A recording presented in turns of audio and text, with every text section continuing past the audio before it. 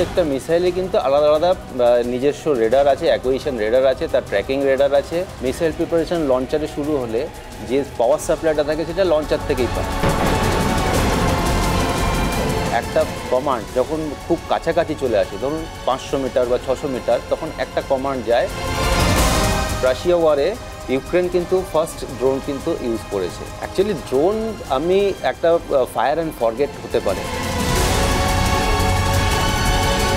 Osaka missile, ওসা-1 missile, সেটা রয়েছে আপনার 90s থেকে। এখন যুদ্ধ শুধু স্পিডে বা মিসাইল দিয়ে করলে হবে না। যুদ্ধ চলছিল ভারত আর পাকিস্তানের মধ্যে, অঘোষিত যুদ্ধ। সেই যুদ্ধের একটা বড় অংশ হয়েছে এবার আকাশপথে। এর আগে আমরা বহু যুদ্ধের কথা শুনেছি বা দেখেছি, যেটা ভারতের সঙ্গে যুক্ত এমন যুদ্ধ এর আগে কার্গিল দেখেছি, সেগুলো হয়েছিল স্থলে, অর্থাৎ বোফোর্স ব্যবহার করা হয়েছিল, বিভিন্ন সেল ব্যবহার করা হয়েছিল, মর্টার ব্যবহার করা হয়েছিল, সামনাসামনি যুদ্ধ। কিন্তু এই আকাশের যুদ্ধ এবার অত্যন্ত গুরুত্বপূর্ণ। এই প্রথম আমরা এমন অনেক কিছু নাম শুনেছি যা এর আগে কখনো শুনিনি। তো সেই আকাশপথে যখন যুদ্ধ চলে তখন কি কি ব্যবস্থা থাকে? এই যে আমরা বলছি যে আমরা গিয়ে হামলা চালিয়েছি পাকিস্তানে, এবং সেখানে পাকিস্তানের বেশ কয়েকটি বায়ুসেনা ঘাঁটি নষ্ট হয়েছে, 11টা বায়ুসেনা ঘাঁটি বা অন্যান্য জায়গায় জঙ্গি ঘাঁটি নষ্ট হয়েছে। কিভাবে হয়, কেন পাকিস্তান পারল না, কোন জায়গায় পিছিয়ে গেল, ভারতের কি অবস্থা, ভারতের শক্তি কোথায়, এই সমস্ত নিয়ে আমরা আলোচনা করব। আমাদের সঙ্গে একজন রয়েছেন, এমন একজন যিনি ভারতীয় সেনাবাহিনীর সঙ্গে যুক্ত ছিলেন, এবং তিনি এই বিশেষ করে মিসাইল আর এই যে রাডার সিস্টেম বা এই যে আকাশপথে যুদ্ধ, সেই ডিপার্টমেন্টের সঙ্গেই যুক্ত ছিলেন। সাধারণত প্রকাশ্যে অনেক কথা বলা যায় না, অনেক কথা তারা বলতে পারেন না নিরাপত্তার স্বার্থে, কিন্তু তবু তিনি মুখোমুখি হয়েছেন কিছু কথা বলার জন্য। আমরা তার কাছ থেকে জানার চেষ্টা করব।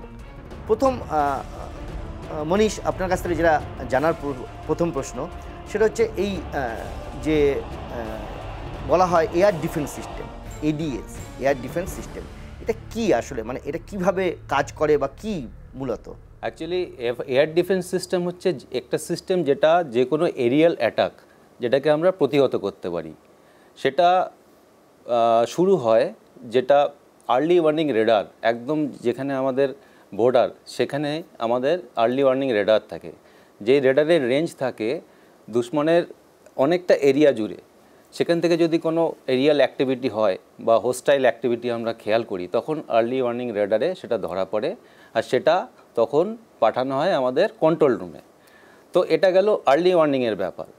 এবার অ্যাটাক অনেক রকমভাবে হতে পারে, যেমন low level, medium level, high altitude, অনেক রকমের হতে পারে। এবার অ্যাটাকের ধরন দেখে আমরা সেই হিসাবে আমাদের প্রতিহত করার জন্য কি কি জিনিস হতে পারে সেগুলো আমরা দেখতে হবে, মানে চয়েস অফ ইয়োর ওয়েপেন। মনীষ, একটা এই ব্যাপারে আমার জানতে ইচ্ছে করছে যে আমরা রাডার সম্পর্কে যেটা জানি সেটা হচ্ছে আমরা দেখেছি যে এই যে যাত্রীবাহী বিমান যা যায় সেখানে নাকি একটা এটিসি থাকে, সেখানে একটা রাডার সিস্টেম থাকে। এই যে আপনি বলছেন যে সীমান্তে রাডার থাকে, তো সীমান্তেও কি এরকম কত দূর দূর এরকমভাবে বসানো থাকে বা কীভাবে এটা কাজ করে? রাডার থাকে আপনার এক একটা জায়গা জুড়ে, যেখানে এক একটা তার ওয়ার্কিং একটা বৃত্ত বলা যায় বা একটা গ্লোব বলা যায়, সেখানে সেই এরিয়া জুড়ে থাকে। এটা মানে কীরকম, কতটা দূরত্ব? এবার দুটো রেডারের মধ্যে যে ডিরেক্ট দূরত্ব হবে তাদের রেঞ্জের উপর ডিপেন্ড করে। আচ্ছা, দুটো রেঞ্জ যেন তাদের কাট করে, মানে দুটো যে সার্কেল তৈরি হলো তাদেরকে কাট করে, সেখানে মাঝখান দিয়ে যেন গ্যাপ না থাকে। তো ওইখানে গ্যাপ থেকে গেলে সেখানে ব্ল্যাঙ্ক হয়ে যাবে। শত্রুপক্ষ জানে যে এখানে ব্ল্যাঙ্ক আছে, তো এই ব্ল্যাঙ্ক দিয়েই তারা ঢুকে যাবে। তো ইন্টারসেক্ট যেন হয় দুটো। এটা কি আমাদের ভারতের প্রত্যেকটা সীমান্তে এরকমভাবে বসানো রয়েছে? সব জায়গায় বসানো রয়েছে এবং এটা 24/7 এটা কাজ করে যাচ্ছে। আচ্ছা, এটা কি মানে আমাদের যে শত্রু রাষ্ট্র, বিশেষ করে আমাদের তো শত্রু রাষ্ট্র আমরা ঘোষিত অলরেডি, ফলে আমাদের বলার কোনো সমস্যা নেই। পাকিস্তান বা চীন, ইদানিং বাংলাদেশে কিছু সমস্যা তৈরি হয়েছে, তবে সেই সমস্যা খুব বেশি বড় নয়। এই ভারত এবং ভারতের সঙ্গে পাকিস্তান এবং চীনের এটা বিরাট সীমান্তবর্তী এলাকা, পুরোটাই এইভাবে রাডার দিয়ে আমাদের ব্লক, পুরোটাই আমাদের দেখতে হয়। আর ইভেন রাডারের উপর যখন এইসব এমার্জেন্সি পরিস্থিতিতে, তখন শুধু রাডারের উপর ডিপেন্ড করলে আমাদের চলে না, তখন করতে হয় আমাদের এমওপি ডিপ্লয় করতে হয়, মানে মোবাইল অবজারভেশন পোস্ট। মানে এটা হচ্ছে যদি খুব লো লেভেলে আসলো বা কোনো কারণে রেডার থেকে ওটা হাইট করে যদি সেটা এয়ারক্রাফটটা চলে গেল, তখন সেটা একদম সারপ্রাইজ হবে আমাদের কাছে, সেই জন্য সেই সারপ্রাইজটা আমরা হতে দিই না, আমরা ম্যানুয়াল পোস্ট রাখি অ্যালং দ্য বর্ডার।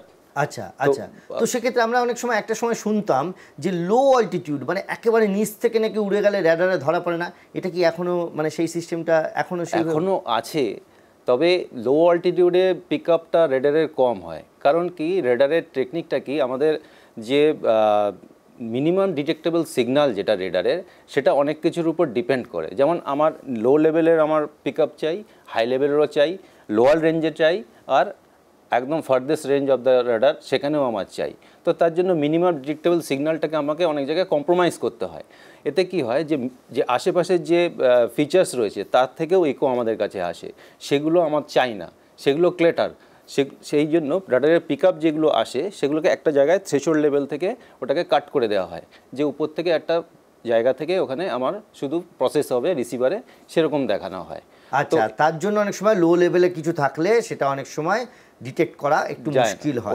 ওই সময় যে ক্লাউড রয়েছে বা কোনো ট্রি রয়েছে বা হাই রাইজ বিল্ডিং রয়েছে, সেখান থেকেও পিক আপ আসে, সেগুলোর মধ্যে থেকে আসে। অ্যাকচুয়ালি আগের দিনের যে অ্যাটাক যেটা হতো লো লেভেলে, সেটা হচ্ছে টেরেইন মাস্কিং বলতো, যে কোনো হিল আছে যে এয়ারক্রাফট, সেই টেরেইন মাস্কিং করে সেরকমভাবে ওই হিলসের মধ্যে দিয়ে আসতো, যাতে তার পিক আপটা না হয়। আচ্ছা, তো তার জন্য আমাদের তোড় আছে, এমওপি আমরা ডিপ্লয় করে রাখি।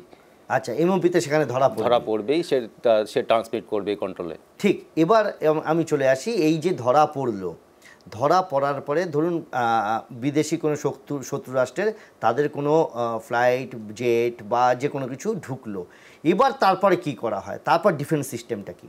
তারপরে ফার্স্ট ডিফেন্স সিস্টেম হচ্ছে ক্যাপ, কমব্যাট এয়ার পেট্রোল।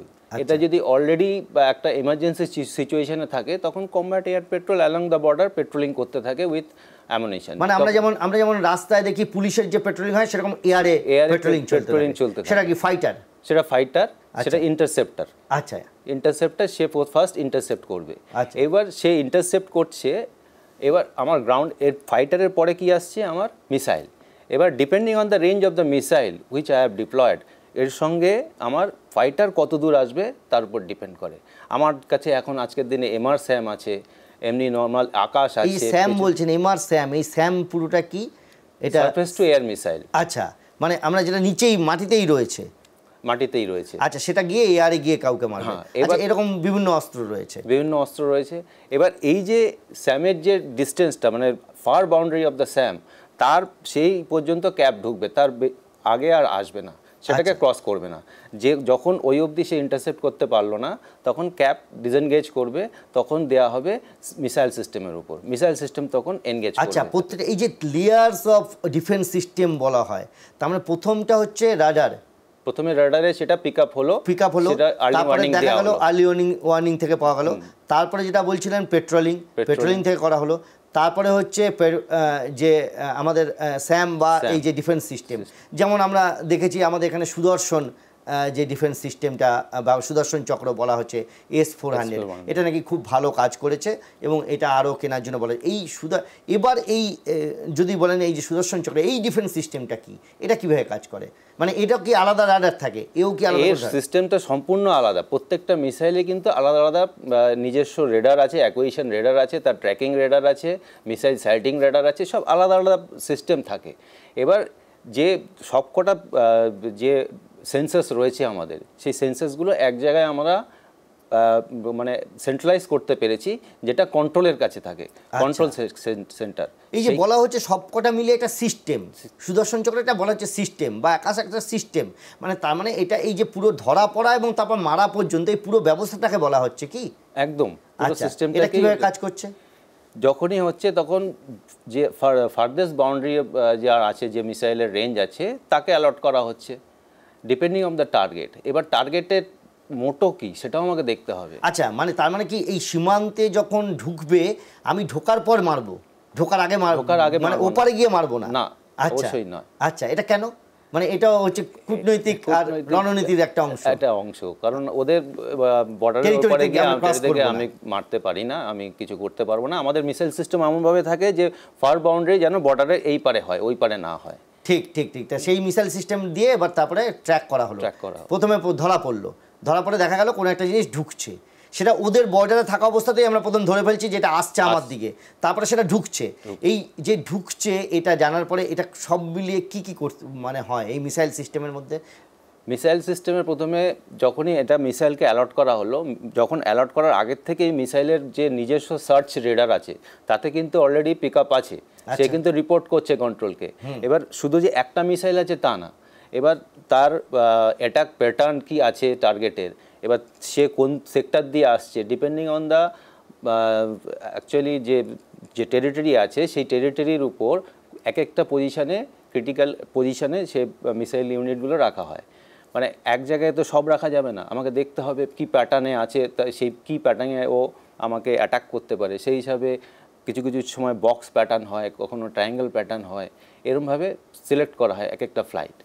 তো যখন এরমভাবে আসছে তখন তার কি উদ্দেশ্য সেটা আমাকে বুঝতে হবে, আমার এখানে কি আছে যার জন্য অ্যাটাক করতে আসছে, সেটা কি হাই লেভেল, লো লেভেল, নাকি একদম মিডিয়াম লেভেল থেকে আসছে, সেগুলো আমাকে দেখতে হবে। তারপরে ডিপেন্ডিং অন দ্যাট যদি মিসাইলের কাছে, তাই অ্যাকুইজিশন রাডারের কাছে আমার পিক আপ থাকে তখন তাকে অ্যালট করা হয়। সে অ্যালটমেন্টের হিসাবে তখন সে তার ট্র্যাকিং রাডার ওপেন করে, ট্র্যাকিং রাডার ওপেন করে তাকে ট্র্যাকিংয়ে পাঠিয়ে দেওয়া হয়। এইবার তারপরে এর মধ্যেই শুরু হয়ে যায় মিসাইল প্রিপারেশন। মিসাইল প্রিপারেশন লঞ্চারে শুরু হয়ে যায়। মিসাইল প্রিপারেশন লঞ্চারে শুরু হলে যে পাওয়ার সাপ্লাইটা থাকে সেটা লঞ্চার থেকেই পায়। এবার মিসাইল প্রিপারেশন হতেও সময় লাগে, তার মধ্যে যে জাইরোস্কোপ থাকে সেগুলো অ্যাকচুয়েট হতে টাইম লাগে। কতক্ষণ এই যে সময়টা লাগে? এটা depending on the missile, system of the missile, এটা হতে পারে আপনার 10 থেকে 30 সেকেন্ড বা 40 সেকেন্ড এরকম লাগতে পারে। আচ্ছা, 10 সেকেন্ড থেকে 30-40 সেকেন্ড, মানে এটা মানে 5 মিনিট 10 মিনিটের কোনো ব্যাপার না? না, এটা কোনো ব্যাপার না। এটা ওই ধরা পড়ার পরেই আমার 30-40 সেকেন্ডের মধ্যে রেডি হয়ে গেল। স্যামের যেটা লেগে থাকে টাইম, সেটা এরকমই লেগে থাকে। আচ্ছা, যেহেতু এগুলো কুইক রিঅ্যাকশন, আচ্ছা কুইক রিঅ্যাকশন মিসাইল, এর জন্য এদের বেশি টাইম লাগা কথা না। আচ্ছা, আপনি পাওয়ারের কথা বলছেন, এই পাওয়ারটা মানে কি? মানে এই যে মিসাইলগুলো এগুলো কিসে চলে? মানে এই আমাদের যেমন আমরা জানি যে রকেট জ্বালানি একটা সময় ব্যবহার করতো, তারপরে পরবর্তীকালে বিভিন্ন রকম জ্বালানির প্রকারভেদ হলো, এই মিসাইলগুলো কি দিয়ে চলে? মিসাইলগুলোর নিজের পাওয়ার সাপ্লাই আছে, যখন সে লঞ্চারে আছে সে লঞ্চার থেকে পাওয়ার সাপ্লাই পাচ্ছে। আচ্ছা, এবার মিসাইল যে প্রিপেয়ার করছি এভরি নাও অ্যান্ড দেন আমি কিন্তু প্রিপেয়ার করতে পারবো না। মিসাইল একটা লাইফ টাইমে তার প্রিপেয়ারনেট কটা হবে তার উপর ডিপেন্ড করে, হয়তো তার 50 সাইকেল বা 60 সাইকেল তার অপারেশন হতে পারে। আচ্ছা, সুতরাং যখন প্রিপেয়ার করব তখন সে জুডিশিয়ালি আমাকে সেটা ব্যবহার করতে হবে। যাই হোক, প্রিপারেশন দিলাম, প্রিপারেশন করার পর এবার লঞ্চ যখন করব আমি, টার্গেট তো লক হয়ে রয়েছে আমার রেডারে, তখন সব কিছু অল সেট, তখন লঞ্চ করব। লঞ্চ করলে মিসাইল টেক অফ করবে। এবার তখনও কিন্তু মিসাইলের আমার পাওয়ার সাপ্লাই চাই। তো মিসাইলের পাওয়ার সাপ্লাইটা তখন কোথার থেকে পাবে? তাকে নিজে জেনারেট করতে হবে পাওয়ার সাপ্লাই। সেই পাওয়ার সাপ্লাই জেনারেট করার জন্য এই মিসাইলের মধ্যে যে প্রাইম ওয়ারটা থাকে সেটা থাকে air bottle, condense air bottle. সেটা তখন পাঞ্চার হয়, সেটা পাঞ্চার হয়, তার নিজের টারবাইন ইউজ করে, সে ইউজ করে নিজের পাওয়ার প্রডিউস করে নেয়। মানে এর মধ্যে কি ব্যাটারি বা এই ধরনের কিছু? ব্যাটারি না, ব্যাটারি থাকে না। এই যে জেনারেটরটা হলো বা এয়ার বটল পাঞ্চার করে, এরমভাবেই তার power throughout the flight path চলতে থাকে। আর একটা জিনিস একটু জেনে নিই এর ফাঁকি, সেটা যে মিসাইলে বলা হয় যে কিছু অংশ যেটা বিস্ফোরক থাকে, কিছু অংশ থাকে হচ্ছে বুস্টার, যেটাকে নিয়ে যায়। আমরা দেখছি বিভিন্ন জায়গায়, আমরা দেখেছি এই গণ্ডগোলের সময় বা এই লড়াইয়ের সময় যে বিভিন্ন ধান খেতে মাঠে বিভিন্ন জায়গায় পড়ে রয়েছে। এই ব্যাপারটা কি, মিসাইলের ভাগগুলো কি থাকে? মানে এই পুরোটা জুড়েই কি বিস্ফোরক থাকে, নাকি মিসাইলের কিছু অংশ বিস্ফোরক থাকে, বাকি অংশ? মিসাইলটাকে তো আগে জায়গায় পৌঁছতে হবে, তার জন্য তো প্রচুর যন্ত্রাংশ থাকবে। ফার্স্ট তাকে আমাকে লিফট অফ করতে হবে, lift off from the launcher. তার জন্য একটা বুস্টার থাকে, বুস্টার। সে বুস্টারটা ফার্স্ট ফেজ অফ ফ্লাইটে সেটা কাজ করে। সে বুস্টার তার কাজ হয়ে গেলে সে অটোমেটিক নিচে পড়ে যাবে। তারপরে তার শুরু হবে সাস্টেনার। সেটা হতে পারে ফার্স্ট সলিড প্রপেলেন্ট, তারপরে হতে পারে লিকুইড প্রপেলেন্ট। তার লিকুইড প্রপেলেন্টেই ম্যাক্সিমাম হয়ে থাকে, যে medium and last termination flight পাতে এটা কাজ করে থাকে। আচ্ছা, গিয়ে তারপরে এই যে মিসাইলটা অ্যাটাক করে, যে আমরা বিভিন্ন জায়গায় আমরা ছবিতে দেখেছি গর্ত হয়ে গেছে বিরাট, মিসাইলটা গিয়ে সরাসরি লক্ষ্যবস্তুতে আঘাত করে, নাকি মিসাইল কোনো একটা জায়গায় গিয়ে মানে সেটা কীভাবে ডিফাইন্ড হয় এবং কি হয়? না, যখন কোনো গ্রাউন্ড অ্যাটাক হচ্ছে তখন তো গিয়ে সোজা গ্রাউন্ডেই অ্যাটাক করে। কিন্তু Sam, as far as Sam is concern, Sam যখন যায় তখন কি হয় যে একটা ক্লোজ প্রক্সিমিটিতে গিয়ে সে মানে মিসাইলের একটা রেঞ্জ, মিসাইল ট্র্যাকিংয়ে রয়েছে আমার রেডারে, মিসাইলের রেঞ্জ জানি আমি আর টার্গেটের রেঞ্জ জানি, ঠিক দুটো রেঞ্জের ডিফারেন্স আমার কাছে আছে। এবার দুটো রেঞ্জের ডিফারেন্সে একটা কমান্ড যখন খুব কাছাকাছি চলে আসে, ধরুন গিয়ে দাঁড়ায় 500 মিটার বা 600 মিটার, তখন একটা কমান্ড যায়, সেই কমান্ডে রেডিও ফিউজ বলে একটা রেডার আছে, সেটা অপারেশন শুরু হয়। তার আগে সেটার অপারেশন একদম বন্ধ থাকে। তো রেডিও ফিউজ যখন অন হয় তখন কি দেখা যায়, তখন একটা রেডিও রাডার এনার্জি সেই টার্গেটের দিকে যেতে থাকে আর তার থেকে রিটার্ন আসতে থাকে। সেই রিটার্নটা এসে একটা থ্রেশহোল্ড লেভেলে পৌঁছলে তখন সেটা বুঝিয়ে দেওয়া হয় যে আমি কাছাকাছি পৌঁছে গেছি। আর ক্লোজ প্রক্সিমিটিতে পুরো মিসাইলটা ব্লাস্ট করে। আচ্ছা, মিসাইলটা ব্লাস্ট করলে কি হয়, অনেক স্প্লিন্টার্স তৈরি হয়, যে কোনো 120 ডিগ্রি কোণে সলিড অ্যাঙ্গেলে এই স্প্লিন্টার্সটা ছড়িয়ে পড়ে। তো যে কোনো ক্লোজ ভিসিনিটির মধ্যে যদি টার্গেট থাকে, একটা স্প্লিন্টার যদি তার গায়ে লাগে, শেষ। এটা যে কোনো মানুষের ক্ষেত্রে তো ঠিকই আছে, মানুষ খুব সামান্য ব্যাপার এটা মিসাইলের ক্ষেত্রে। কিন্তু এই যে এতগুলো বহুতল আমরা দেখেছি যে জঙ্গি ঘাঁটি ঘুরিয়ে দেওয়া হয়েছে, বিরাট বড় বড় বাড়ি ছিল, জঙ্গি ঘাঁটি ছিল পাকিস্তানের মধ্যে, এই যে মিসাইলটা মারা হলো, এই মিসাইলটা তার মানে ওখানে গিয়ে টার্গেট করতে পারে, আর এয়ারে হলে এইভাবে গিয়ে কোনো একটা জায়গায় মারলে সেটা আশেপাশের সমস্ত কিছু উড়ে যাবে, মানে সেখানে যত ভারী বস্তু থাকুক বা যত সলিড বস্তু থাকুক, একদম কোনো অসুবিধা কিছু নেই। আচ্ছা, সেকেন্ড পয়েন্টে আসি এবার, আরও একটা গুরুত্বপূর্ণ জায়গা, আপনি দীর্ঘদিন ওখানে কাজ করেছেন, ফলে আপনার পক্ষে এই জিনিসটা বলা অনেক সহজ হবে। আমরা দেখলাম এবার পাকিস্তানের থেকে একের পর এক ড্রোন আসছে, এই ড্রোন আসা সেটাকে কিভাবে আটকানো হয় বা সেটা কিভাবে ঠেকানো হয়? এত হাজার হাজার নাকি ড্রোন ঢুকে গিয়েছিল। অ্যাকচুয়ালি এটা আমাদের কি বলা হয়, দেখতে হবে যে অ্যাকচুয়ালি আসছে এটা ব্যারাজ অফ ফ্লো, মতলব একের পর এক ঝাঁকে ঝাঁকে চলে আসছে। তো এটা ইন্ডিয়া কিন্তু আগের থেকেই প্রিপেয়ার্ড ছিল। এর জন্য আমি বলবো, কারণ রাশিয়া ওয়ারে ইউক্রেন কিন্তু ফার্স্ট ড্রোন কিন্তু ইউজ করেছে। আচ্ছা, সেইখানে কিন্তু রাশিয়ান এয়ার ডিফেন্সকে নাস্তানুবুদ করে ছেড়েছে ইউক্রেনের ড্রোন, পুরো এয়ার ডিফেন্স সিস্টেমকে ওরা ডিস্টার্ব করে রেখে দিয়েছিল। সেইখান থেকে কিন্তু ইন্ডিয়া লেসন নিয়েছিল এবং নিজেরাও প্রিপেয়ার্ড ছিল। তো যখন ড্রোন আসছে তখন তো এমওপি দেবেই। আর যেহেতু ড্রোনের যে রাডার ক্রস সেকশন এরিয়া আমরা যেটা বলি, যে কোনো রেডার যদি তাকে কোনো জিনিস থেকে আমরা ইকো পেতে চাই, তার মিনিমাম একটা ডিটেক্টেবল সিগন্যাল হতে হবে, তার জন্য তার সারফেস এরিয়া কিছুটা থাকতে হবে। কিন্তু এইসব ড্রোনের ক্ষেত্রে সারফেস এরিয়া কিন্তু খুবই কম, তো রেডারে এটা ডিটেক্ট করা অত সোজা নয়, কঠিন ব্যাপার। যদি হ্যাঁ একসঙ্গে ঝাঁকে আসে তাহলে কিন্তু ওটা আসবে, পিক আপটা আসবে। আচ্ছা, কিন্তু যদি একটা দুটো করে আসতে থাকে তাহলে দুটো করে আসলে, আর ঝাঁকে আসলে মিসাইল সিস্টেমের পক্ষেও সুবিধা, এক মিসাইলে 5-6-10টা আমরা মেরে দিতে পারি। মানে পাকিস্তান কি এটা ভুল করেছে, ঝাঁকে ঝাঁকে ড্রোন পাঠিয়ে? ঝাঁকে ঝাঁকে ড্রোন পাঠিয়ে একেবারে ভুলই করেছে। যদি আমি সেদিক দিয়ে দেখতে যাই তো রেডারে পিক আপ পেয়ে যাবো, আর একটা ড্রোনেই আমি ক্লোজ প্রক্সিমিটিতে গিয়ে যদি ওই ব্লাস্ট করবে মিসাইল, তাহলে সব কটা ড্রোনই তো একসঙ্গে ধরাশায়ী হচ্ছে। তার মানে কি আপনি বলছেন যে পাকিস্তান যদি এটা বুদ্ধি করে মানে দুটো চারটে বা একটা এরকম করে ড্রোন পাঠাতো তাহলে অনেক বেশি ফ্যাটাল হতে পারতো ইন্ডিয়ার পক্ষে? মেবি ওটা হতে পারতো, কিন্তু সেক্ষেত্রে কি এখানে আবার ইন্ডিয়া যেটা ওখান থেকে মিসাইল থেকে বেরিয়ে যাচ্ছে সেখান থেকে কিন্তু সেটাকে টার্গেট করতে পারতো। সেটা কী করে টার্গেট করতে, যেমন এডি গানসগুলো রয়েছে, এডি গানসগুলো সেগুলো মেরে প্রতিহত করছে। সেই জন্য যদি এক এক করে পাঠাতো সেক্ষেত্রে এডি গানসের পক্ষে সুবিধা হতো। আচ্ছা, এর মধ্যে কি এরকম কোনো আছে যে এই যে ঝাঁকে ঝাঁকে পাঠানোর মধ্যে এটাও তো হতে পারে যে আমরা যখন মারতে গিয়ে কোনো একটা মিস করে ফেললাম, তখন একটা দুটো বেরিয়ে চলে এলো এবং এসে প্রপার জায়গায় অ্যাটাক করে ফেললো? না, সেটা তো হতেই পারে, কারণ দেখুন লাস্ট স্টেজে রয়েছে আমাদের এয়ার ডিফেন্স সিস্টেমে যে এডি গানস মানে এটা কি ধরনের? এয়ার ডিফেন্স গানস আচ্ছা, যেগুলো ইউজ হয়েছে, যেগুলো ইউজ সেটাও কি মাটি থেকেই মারা হয়? মাটি থেকেই মারা হয়, লাস্ট স্টেজে রয়েছে সেগুলো। ভালনারেবল লেভেল, ভালনারেবল পয়েন্ট যেগুলো ভিআইপির অ্যারাউন্ড ওগুলো সাজানো হয়। এগুলো আর্মিদের কাছে থাকে, আর্মি এফেক্টিভলি এটা ইউজ করেছেন, এদের কিলিং প্রবাবিলিটিও খুব ভালো। আচ্ছা, তো এই দিয়ে তাকে প্রতিহত করা যাবে। এটা ডবল ব্যারেল, সিঙ্গেল ব্যারেল দু রকমেই হয়ে থাকে। মানে সাধারণ বন্দুকের মতনই একটা বড় ধরনের গান যেটা দিয়ে গুলি করে নামানো ড্রোন। আচ্ছা, এবার আমাকে একটা জিনিস বলুন, সেটা হচ্ছে এই যে ড্রোনগুলো, ভারতও তো ড্রোন ইউজ করেছে, ভারত বলছে নাকি হ্যান্ড অফ ড্রোন ইউজ করেছে, কামিকাজি ইউজ করেছে, সুইসাইডাল ড্রোন। এই ড্রোন আবার কি জিনিস? অ্যাকচুয়ালি ড্রোন আমি একটা ফায়ার অ্যান্ড ফরগেট হতে পারে, যেটা আর মানে দু রকমের কন্ট্রোল হতে পারে। একটা যে রিমোটলি কন্ট্রোল, আর একটা হচ্ছে অটোনোমাস কন্ট্রোল। অটোনোমাস কন্ট্রোল মানে তাকে প্রোগ্রাম করে দেওয়া হয়েছে, তাকে কোথায় যেতে হবে, কি করতে হবে, সেখান থেকে there is no way to return, সে রিটার্ন আসতে পারবে না। তাকে কোনো না কোনোভাবে প্রতিহত করা হবে। যদি নাও করা হয়, সে সেখানেই তার ব্যাটারি যে আছে, ব্যাটারি ব্যাকআপ আর দেবে না, সেখানেই সে শেষ হয়ে যাবে।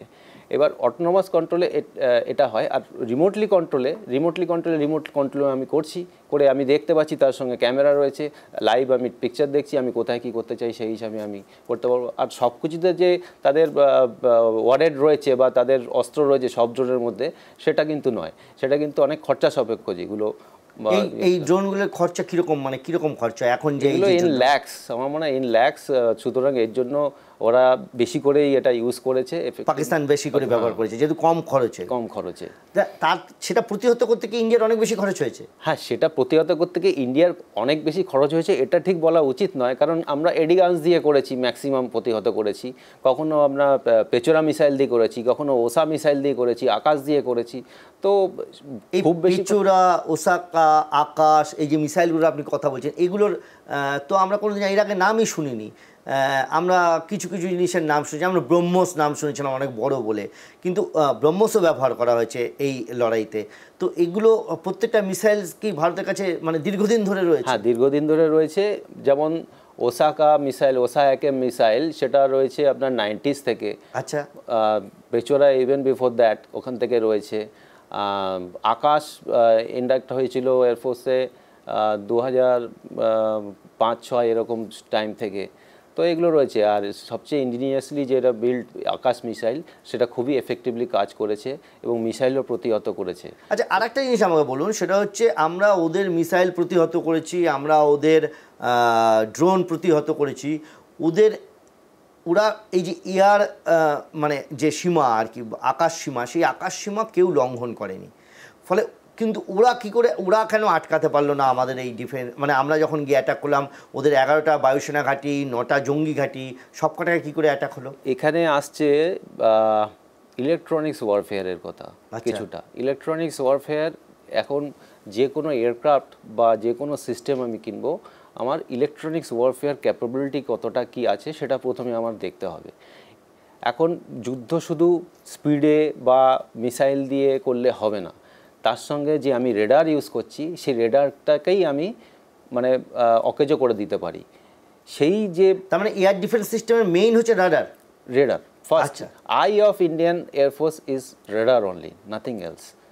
ওকে, হ্যাঁ, তারপরে আপনি বলছিলেন যেটা ইলেকট্রনিক্স ওয়ারফেয়ারে রেডারকে অকেজো করে দিতে পারলেই তো আই গেল মানে আমি কিছুই করতে পারবো না। তো এটাই হয়েছে, ইলেকট্রনিক্স ওয়ারফেয়ারের দিক দিয়ে ওরা অনেক পিছিয়ে আছে। যে চাইনিজ যে মিসাইলগুলো ওরা ইউজ করেছে, যে রেডারগুলো ইউজ করেছে, সেগুলো আমরা জানতে পারছি, HQ-16 যাই হোক, এগুলো ইউজ করেছে। এগুলো ইলেকট্রনিক্স ক্যাপাবিলিটি অতটা ভালো নয়, যেগুলোকে আমাদের জাম করতে অত অসুবিধা হয়নি। 23 মিনিটের মধ্যে নাকি এই পুরো প্রসেসটাকে ইন্ডিয়া কন্ট্রোল নিয়ে নিয়েছে। মানে এটা আসলে এই কন্ট্রোল নেওয়া মানে কীভাবে জ্যাম করা হয়, এই সিস্টেমটা কি? মানে আমি তো নিজে ধরছি, আমি অপোনেন্টে মানে শত্রুপক্ষকে জ্যাম করছি কীভাবে? জ্যাম অ্যাকচুয়ালি ইলেকট্রনিক্যালি যখন রেডার এমিট করছে, কি করে দেখছে, তার ইলেকট্রনিক্স যে RF energy, radio frequency energy, electromagnetic wave, সেটা আসছে আমার কাছে, সেটার একটা পার্টিকুলার ফ্রিকোয়েন্সি আছে। সেই সেম ফ্রিকোয়েন্সিতে যদি আমি এদিক থেকে এমিট করি, তাহলে সে তো লাগবে পুরো জায়গাটাই তার কাছে টার্গেট, সে পুরো জায়গাটাই ব্রিফ পাবে। তো যে কোনো স্কোপে তখন পুরো জায়গাটাই টার্গেট হয়ে যাবে, মানে অ্যাকচুয়াল টার্গেট সে আর খুঁজে পাবে না। সব জায়গাটাই সে মনে করবে সে ব্রাইটেন্ড হয়ে গেছে সেই জায়গাটা, সেটাকে বলে ওর jamming। রাডারে মনে করবে ও পুরোটা জুড়েই অ্যাটাক হচ্ছে, পুরোটা জুড়েই অ্যাটাক হচ্ছে, মানে কোনটা যে অ্যাকচুয়াল শত্রু, মানে এই চারিদিকে আয়না লাগিয়ে দেওয়ার মতো। চারিদিকে আয়না লাগিয়ে দেওয়ার মতন। এখানেই অ্যাকচুয়ালি পুরো রেডারটা, পুরো স্কোপটা তখন ব্রাইটেন্ড হয়ে যাবে, কোনো কিছুই দেখতে পাবে না, সে সাদা হয়ে যাবে, মানে উজ্জ্বল হয়ে যাবে, অতিরিক্ত আচ্ছা। উজ্জ্বল হয়ে যাবে, আচ্ছা। সেখানে আর কিছু দেখা যাবে না। আচ্ছা, তো তাহলে সেক্ষেত্রে এইভাবেই কি ইন্ডিয়া, আচ্ছা ইন্ডিয়ার ব্রহ্মস দিয়ে মেইনলি বলা হচ্ছে যে এটা রাফাল থেকে বা তেজস থেকে, সুখোই 30 থেকে ইউজ করা হয়েছে। এই যে ব্রহ্মস বা এই ধরনের যে মিসাইল, এই মিসাইলগুলো কি শুধু এয়ার থেকে ইউজ করা হয় না সব জায়গায়, সব রকম? এটা সব জায়গা থেকে ইউজ করা যায়। ব্রহ্মস যে আমরা ক্যারেক্টারিস্টিক্স পাচ্ছি অনলাইন ইন্টারনেটে যে কোনো জায়গা থেকে আমরা দেখতে পাচ্ছি, সেখান থেকে দেখা যাচ্ছে যে যে কোনো জায়গার থেকে, ইভেন সাবমেরিন থেকেও এটা লঞ্চ করা যাচ্ছে। আমরা সবচেয়ে ইজি লঞ্চ প্যাটার্ন হচ্ছে আপনার যদি এটা জমি থেকে হয়, মানে গ্রাউন্ড থেকে হয়, সারফেস থেকে হয়। এইবার এয়ার থেকে তো আরও মুশকিল, কারণ যে ওরিয়েন্টেশনটা ও পাচ্ছে, লঞ্চিং ওরিয়েন্টেশন, সেটা তো কন্টিনিউয়াসলি ডাইনামিক চেঞ্জ হয়ে যাচ্ছে যখন সেটা এয়ারক্রাফট থেকে লঞ্চ হচ্ছে। সেটা সবচেয়ে কঠিন, যেটা ইন্ডিয়া করতে পেরেছে। বাহ, এটা তার মানে খুব একটা গুরুত্বপূর্ণ কাজ। আচ্ছা, আমরা এই প্রসেস, এই যে যেটা আকাশপথে যুদ্ধের এই শুরুটা, এটা কত বছর আগের, মানে ভারতের ক্ষেত্রে? না, আকাশপথের যুদ্ধ তো হয়েই আসছে। আমরা 1971, 65, 62 সব ক্ষেত্রে সেটা তো এমনি ফ্লাইটের যুদ্ধ হয়েছিল। এই যে এইভাবে মানে এয়ার ডিফেন্স সিস্টেম, এই এয়ার ডিফেন্স সিস্টেম প্রথম থেকেই রয়েছে। আগে আমাদের কাছে ছিল স্যাম 2, যেটা আমরা অবসলিউট করে দিয়েছি।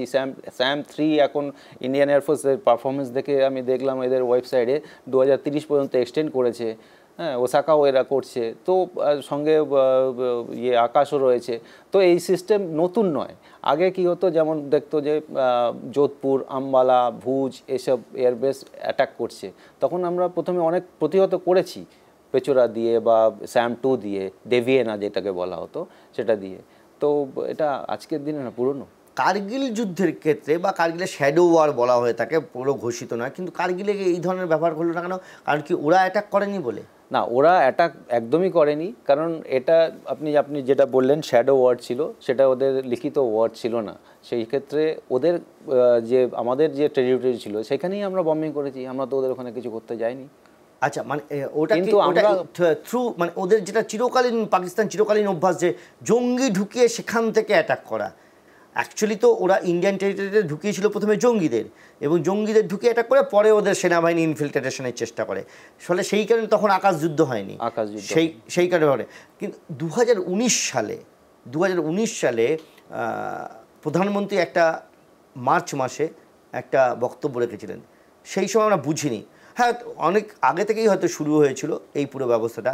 সেই বক্তব্যটা খুব গুরুত্বপূর্ণ, এবং সেই বক্তব্যে তখন আমরা বুঝতে পারিনি, এখন বুঝতে পারি সেদিনকে ভারত কোন পর্যায়ে নিজেদেরকে পৌঁছে দিতে পেরেছিল।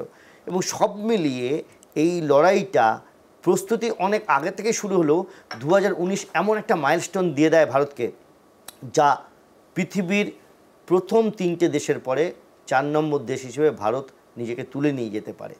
आज 27 मार्च, कुछ ही समय पूर्व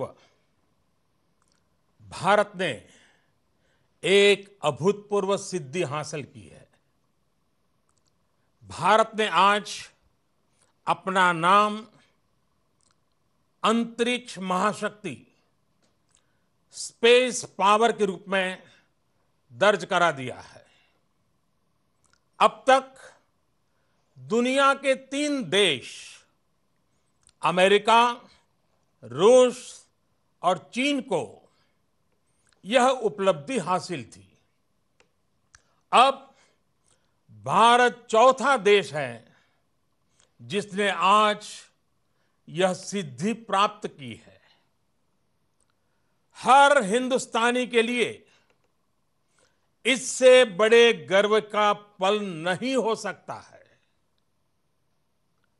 कुछ ही समय पूर्व हमारे वैज्ञानिकों ने अंतरिक्ष में, स्पेस में 300 किलोमीटर दूर LEO, लो अर्थ ऑर्बिट में एक लाइव सैटेलाइट को मार गिराया है। LEO, लो ऑर्बिट में यह लाइव सैटेलाइट, जो कि एक पूर्व निर्धारित लक्ष्य था, उसे एंटी सैटेलाइट ए-सैट मिसाइल द्वारा मार गिराया गया है। सिर्फ 3 मिनट में सफलतापूर्वक यह ऑपरेशन पूरा किया गया है। যে কথায় ছিলাম যে এই যে লড়াই, এয়ার ডিফেন্স সিস্টেম, তারপর ড্রোন, এই সমস্ত কিছু, এতে ভারত শেষ পর্যন্ত ওদের ডিজিএমওর বক্তব্য অনুসারে আপাতত লড়াই থেকে থেমে গেল। যদি আর্থিক ক্ষয়ক্ষতির বিচার নাও করি, এটা কি বলা যেতে পারে যে ভারত এমন একটা জিনিস দেখাতে পারলো যা পৃথিবীর অন্যতম সেরা শক্তিধর দেশগুলোর মধ্যে একটা? অবশ্যই, কারণ কি আমরা দেখলাম আমাদের পাওয়ার কতটা আছে। আমরা শুধু দেখলাম না, আমরা দেশের জনগণকে আমরা বোঝাতে পারলাম এবং তাদেরকেও আশ্বস্ত করতে পারলাম যে ওদের মিসাইল প্রতিহত করলাম, আমরা ওদের বেসগুলো অ্যাটাক করলাম, সব কিছুই আমাদের হয়েছে, ওদের কিচ্ছু করার নেই। ওরা তাড়াহুড়ো করে কথা বলতে রাজি হয়ে গেল। ধন্যবাদ, অনেক ধন্যবাদ আমার সঙ্গে কথা বলার জন্য। ভবিষ্যতে আরও আমরা জানবো। প্রাথমিকভাবে যেটুকু জানতে পারলাম সেটুকুই যথেষ্ট গুরুত্বপূর্ণ। কিভাবে এই এয়ার ডিফেন্স সিস্টেম কাজ করে, কিভাবে মিসাইল কাজ করে, কিভাবে ড্রোন হামলাকে আমরা প্রতিহত করেছি, সব মিলিয়ে অত্যন্ত গুরুত্বপূর্ণ হলো আমাদের এই সমস্ত অবস্থানটা। এবং ভবিষ্যতে আপনাদেরকেও আরও অনেক কিছু জানাবো। নমস্কার।